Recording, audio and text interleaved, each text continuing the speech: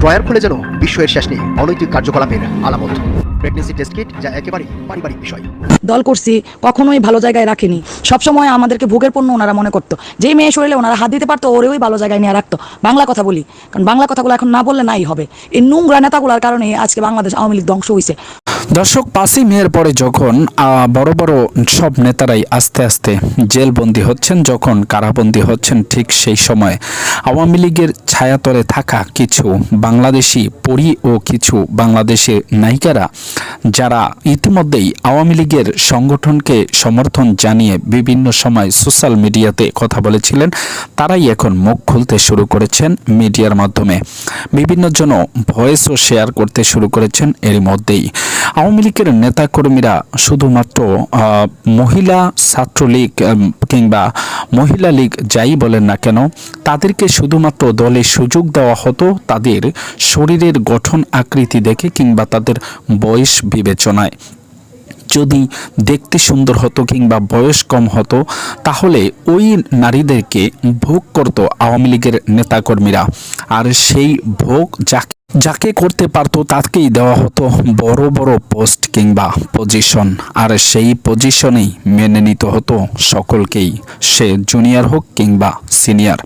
আওয়ামী লীগের বড় বড় নেতাকর্মীদের এক একজনের তালিকায় রয়েছেন বাংলাদেশের উল্লেখযোগ্য কিছু নায়িকা কিংবা মডেল তারকা, যার মধ্যে পরিমণিও বিদ্যমান রয়েছেন। এবার মুখ খুলেছেন সেও। সোশ্যাল মিডিয়ার সুবাদে জানা যায় যে আওয়ামী লীগের এক নেত্রী, যিনি কিনা শুধুমাত্র অবহেলিত নেত্রী হিসেবেই পরিচিত না, যাকে দেওয়া হয়নি আওয়ামী লীগের কোনো পোস্ট কিংবা পজিশন। তার কারণ একটাই, তিনি আওয়ামী লীগের নেতাকর্মীদের বিরোধিতা করেছিলেন। তিনি তাদের এই অশুভ আচরণকে মেনে নিতে পারেননি, বিধায় তার কোনো প্রমোশন হয়নি কিংবা দলেরও বড় কোনো পজিশনে তিনি যেতে পারেননি।